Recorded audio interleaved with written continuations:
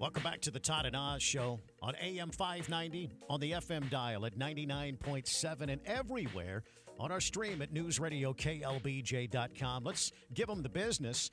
This morning, the all-important jobs report for the month of July will be released. Economists are forecasting that 175,000 jobs were added last month. That would be the lowest amount since April, following a larger-than-expected gain of 206,000 in June. The unemployment rate is anticipated to hold steady at 4.1%, after rising unexpectedly in June to the highest level since October of 2021. The figure is still low by historical measures, but up from 3.4% earlier last year. The Federal Reserve is paying close attention to the jobs market as it gathers data in making its interest rate policy decisions. Hillary Barsky, Fox News. A bipartisan tax bill has failed in the Senate. Senate Republicans voted to block legislation that would have expanded the child tax credit, which for millions of American families has been a critical tax break. Without an expansion by Congress, the child tax credit will shrink from $2,000 to $1,000 per eligible child after next year. The Wyden-Smith bill had bipartisan support in the House, and it needed 60 votes in the Senate to get through. It did not get there.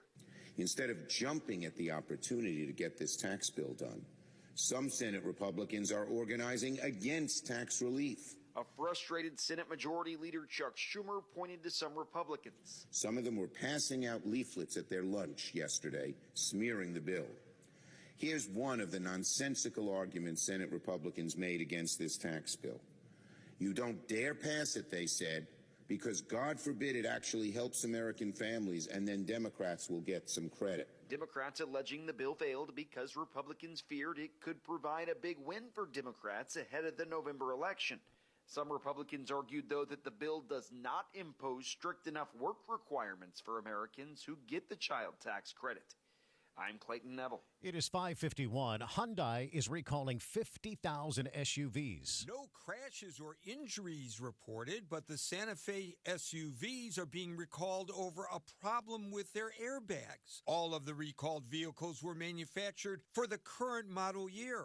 According to the recall, a vehicle's airbag could deploy inadvertently or fail to deploy when it should in a crash. Owners will receive letters this month and next telling them how to get the harnesses causing the problem fixed.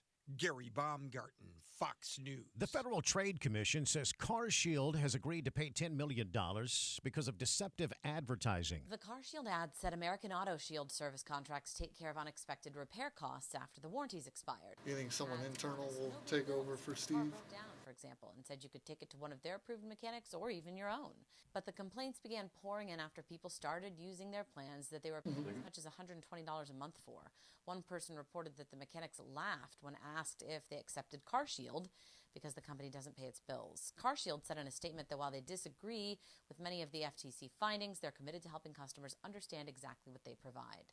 Jessica Rosenthal, Fox News. It is 5:52, and with a look at your money, here's reporter Jessica Ettinger. Wall Street opens this morning after a sell-off for stocks. Investors worried about some weaker than expected economic data. The Dow was down almost 500 points.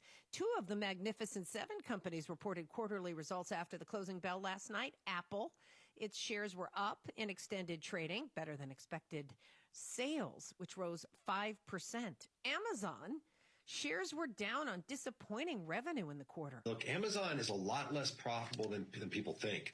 I mentioned Facebook's generated $60 billion in free cash flow over the last 5 years. Amazon has burned or lost $125 billion in free cash flow over the last 5 years. Most people think it's a really profitable business. It's not. New Construct's David Traynor on CNBC. Today is a Jobs Friday. The July employment report out at 8:30 a.m. Eastern Time.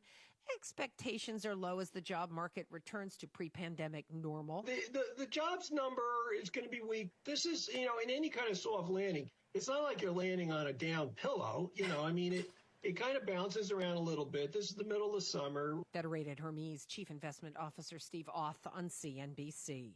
If you or someone you know is looking for a house this weekend, mortgage rates just hit their lowest since before last Christmas, 6.6% now for a 30-year fixed-rate home loan.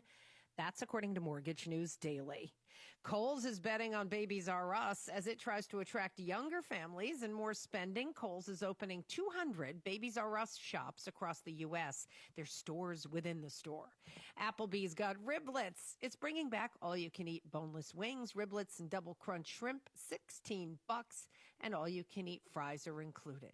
Big hit for investors on Wall Street yesterday. Were there any winners in the stock market? Yes, there were winners. One big one, Shake Shack, shares up about 17% yesterday. Strong green in the sea of red. If you're looking for a bright spot among some of the smaller names that are not maybe mega cap technology, check out what's happening with Shake Shack, which is up 17%.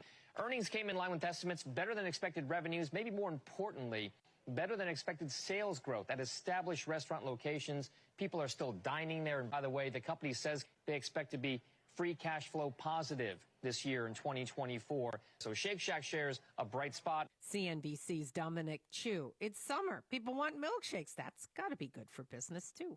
On today's watch list, it's all about jobs.